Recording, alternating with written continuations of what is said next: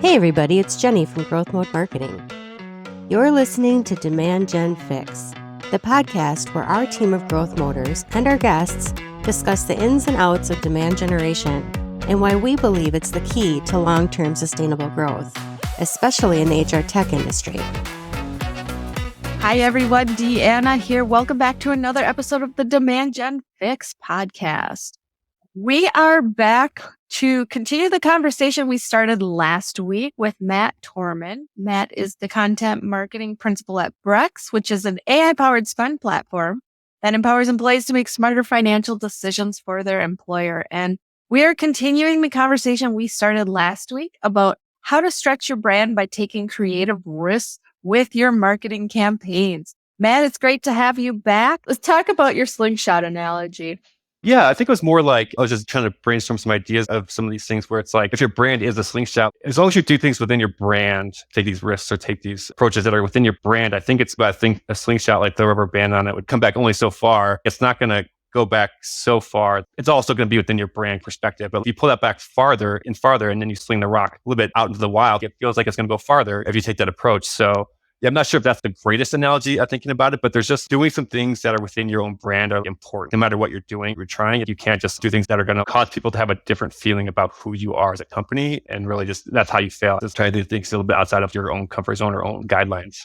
Yeah, and that totally makes sense to me. You're right. If you are going out and you are trying what you consider to be risky or different marketing programs, but it's not resonating with your audience, it's too far off from who your brand is and how you're known, you're probably going to miss the mark. For example, I had an episode in the past that was about brand personality. And one of the things we talked about was there are companies that will go out there and as a marketer, they're like, oh my gosh, I love what Apple does.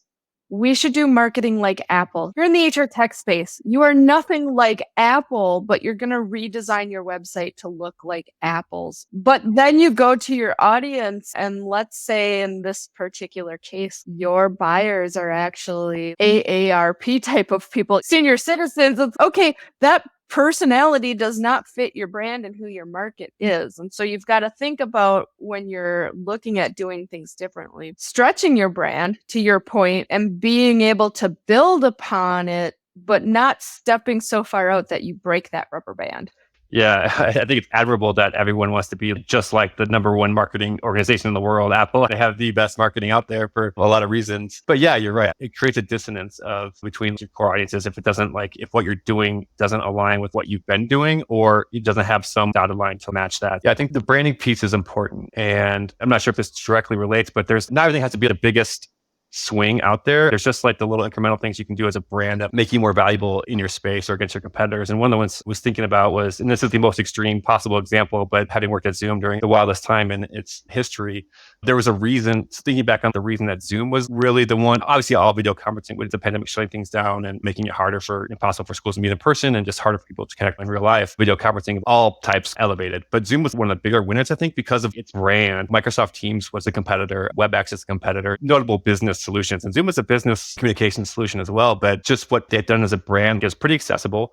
It was easy to start, 100% easy to start. You didn't have to have an account to sign up. And it always just worked. And Zoom and WebEx and Teams, like they're business accounts. No one wants to put their Gmail or whatever into a business. You have to sign up for a business platform and it's super confusing. But Zoom was always the easiest to use and it was consumer grade. I think that's why it was just the one that took off the most in that span. And I think from a brand perspective, it was just a little bit cooler, but more accessible than some of these nostalgia or business platforms. Yeah, I remember back in 2020, Zoom totally took off. They weren't new. They were a well-known established business solution, right? But suddenly everybody knew Zoom's name. It was the perfect storm for that company. And to your point, there were other solutions out there, but they were the ones that, from a marketing standpoint, obviously took a few risks and became the one that everybody suddenly knew about. Yeah, and notably, my mother-in-law was very excited that I was working for Zoom at the time. She was always really excited to talk and tell her friends about it and tell her friends about using Zoom and things like that. And at one point, my wife worked for a travel and events company, and my mother-in-law always remembered who I worked for, but she couldn't remember the name of my wife's company at certain points. So it was also the branding where it's like, oh yeah, you have this thing that's like really cool and people want to talk about it. Well, you've achieved brand status when the mother-in-law can remember where you work. So let's talk about what prevents marketing teams from taking those risks. What limits thinking? Because I think as marketers, we all want to come up with creative, great ideas, but we also want to get results. And I think it's very common to think through your marketing strategy and look at what are the tried and true things that we have done that we know work.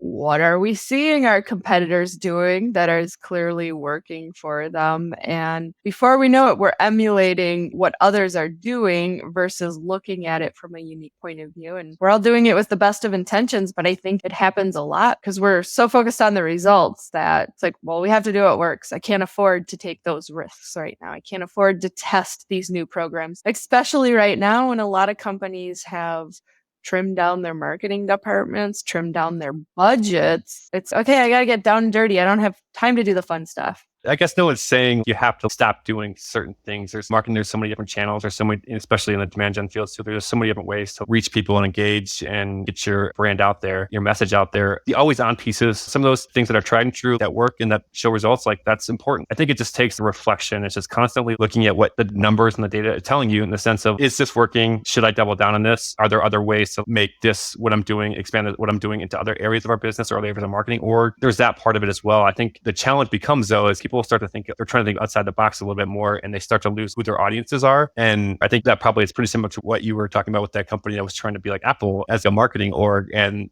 just when you try to do new things, you want to make sure, obviously, your core audience is still front and center. Because when you market to everyone, you sell to no one. I've always believed that. We've had that problem at Zoom a little bit after the post-pandemic, where there were so many people that were consumers that were using this product, and there was all these people and just different types of new users that were using it. And Zoom went through a phase where it really had to buckle down on who the core audience of the business was, business audience versus consumers and other people who are maybe weren't going to pay money for the product. So overall, it's really just understanding baseline, what you can do, and then incrementally where you can make gains and make those bigger bets. And I think that part of that's just understanding what's working and what's not. And there are data tools out there between Google Analytics and just all the platforms that measure success, open rates of emails and click-throughs and things like that. And it's just really getting into it. Again, going back to having more time to actually look at the results of what you're doing is really important. You mentioned the trying to be everything to everyone.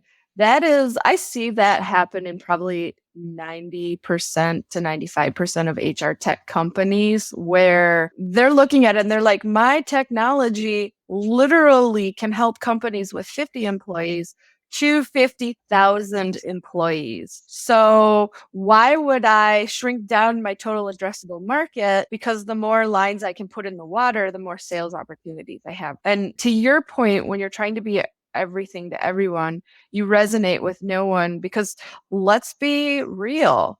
The way you would talk to a company with 50 employees is a lot different than the way you should be talking to a company with 50,000 employees. I think that's fairly common sense. When people step back, they're like, yeah, you're right.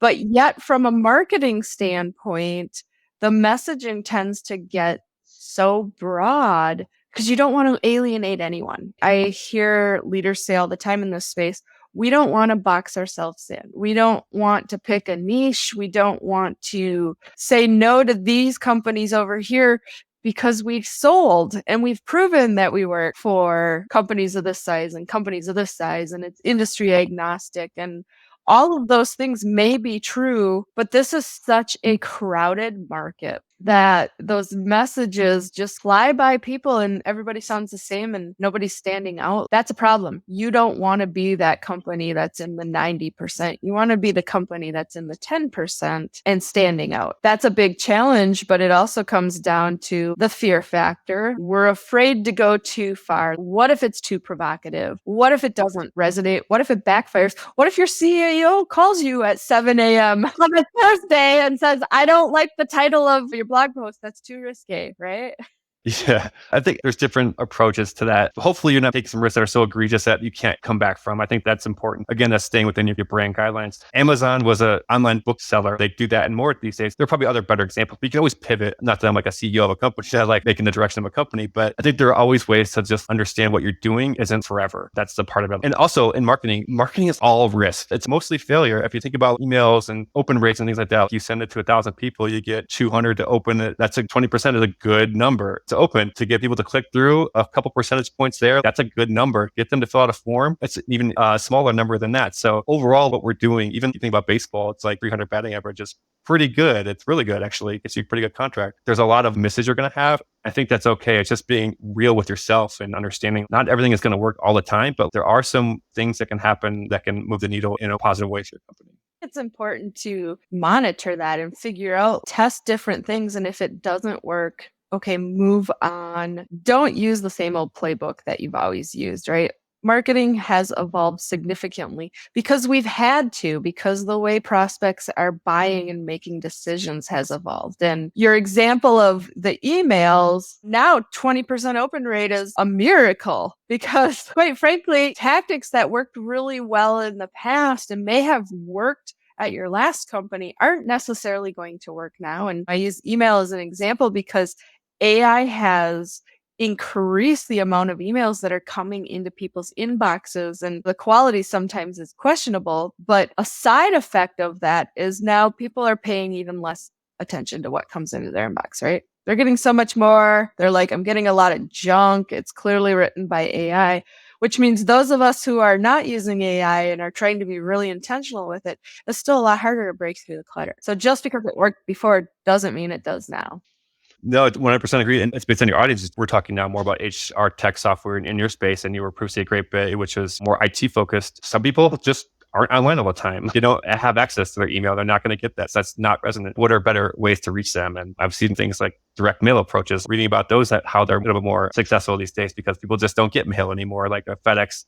A nice mail priority letter from FedEx that somebody can open, and then they'll have their attention for maybe a few seconds, but it's different than being one of 1,200 emails in their inbox. So what you suggested, AI generated emails in general, but I think people are so ready, things that are real. You think of artificial intelligence, being as real as possible. I liked your example. I think it's really funny about the passkey example, but I think there's just a way that the authenticity is being more authentic today is going to be so important. It's going to go much further than it has in the past, just because people are always confused. They're always trying to do more things and do better things. But I think doing quality things better, being a real person or a real human being and connect with people is going to go so much more further for people.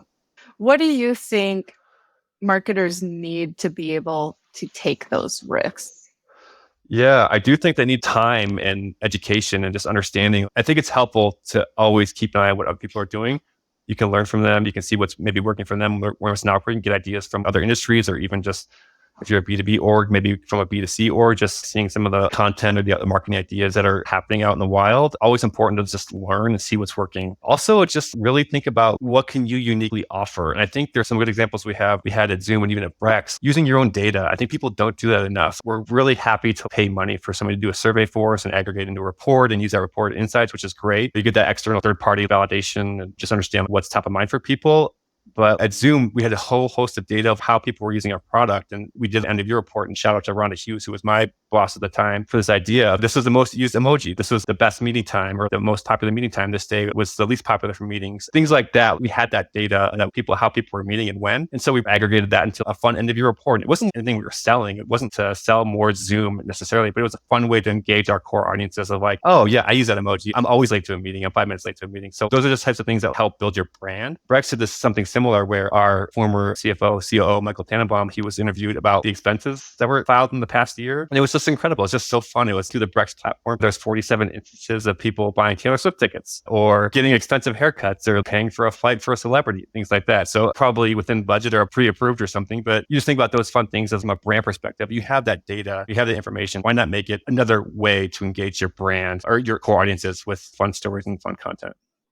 Yeah, it's about making a blend of creative ideas with the data-driven decision making when you're building marketing, right? And if you can take the data from your solution and build it into a really fun story and get creative with that, that's a way to stand out from the basic things that you see in the HR tech market that people talk about all the time, filling positions faster and with better people and being able to submit expense reports easily and all those different things that employees do and that these technologies support. Yeah, you have to talk about those things because it has to be clear what you do, but the story's got to be bigger than that, or you really do get lost in the crowd.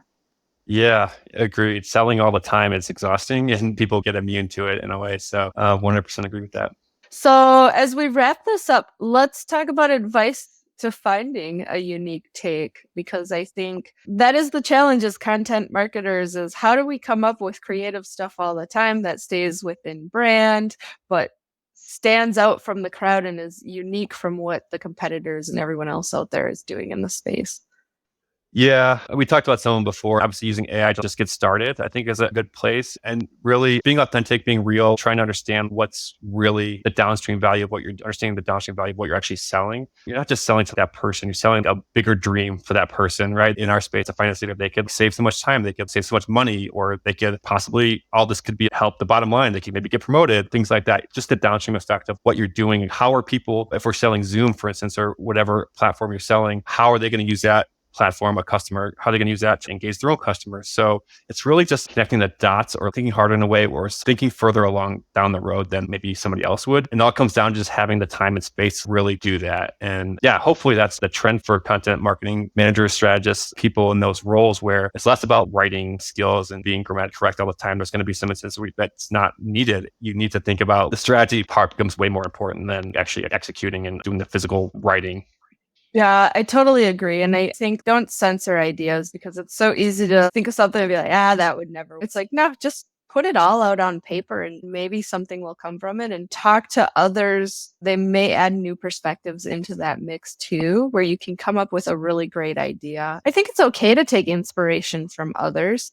Now, as we said, you don't want to just copy what others are doing. You don't want to sound them in the market. You don't want to come across as them in the market, but look outside the HR tech market, look outside different industries and sectors, and even learn from business to consumer marketing to get ideas on things that you could do that are different than what everyone else in this space is doing. I think collaboration is also pretty key. You can always have your own ideas, and just having somebody to really tell you or augment what you're doing. Is this a good idea? Reality check this for me. Is this a bad idea? Is somebody else already doing this? And then you can just iterate a little bit more on the idea. You think of the return to office people who are really, they want to have that more in-person collaboration. I can see their point of view on why that's important. I think it can happen also in remote spaces over video and stuff like that. But overall, there's an element of collaboration that's a little bit underestimated, I think, now, especially as people are trying to figure out how people work and there's async and just a whole host of challenges, but just making the time to actually iterate on these ideas is going to be important. Yeah, and put it out there. I always say progress is better than perfection. And I think as marketers, we tend to hold things back a lot of times because it's not quite perfect. But if we get it out in the market, test it, even on a small scale, and see, does it have legs, and fail fast. And if it doesn't, that's okay. You learned from it, pivot, and keep doing that until you find what really works within the market. Agreed. There's something to be said about testing where I think you going into the expectation that this is a test is super important. You're going to have people, other internal stakeholders understand that this could or could not work. We're not spending a ton of money on it, but we're going to spend some money to see if it works. And if it could, we can double down and go from there. Yeah. Hopefully everyone listening, you come up with these great ideas that do have legs, and you can double down on it and get more marketing budget to invest in those things, right? Yeah. I think having the story, having a point of view, having the story to sell, also just to close the loop on content marketing in general, but just having a story to sell to your internal stakeholders on an idea of what you think can happen and having data to back it up, or other examples of campaigns out in the wild that did work or were mildly successful. Having that story to sell to pitch is really important. Yeah, that's really good advice. So I think the key takeaway in today's content-rich marketing landscape, particularly in the crowded HR and work tech market, it is a challenge to create unique and compelling content that stands out. But risk-taking in marketing, it's often hampered by fear and conformity to traditional methods. It is crucial for differentiation, though. And I think successful ventures into uncharted territories require a blend of creative ideas, data-driven decision-making, and of course, leadership support. So don't be afraid to push the envelope with marketing. Matt, thanks so much for joining me on this episode. Loved your insights and experience that you shared with our audience. It's been a pleasure, Deanna. Thank you for having me. Thanks for joining us on the Demand Gen Fix, a podcast for HR tech workers, brought to you by GrowthMode Marketing. We sure hope you enjoyed it. Don't forget to subscribe for more perspectives on demand generation and B2B marketing strategies. Plus, give us a like. Tell your friends. We'll see you next time.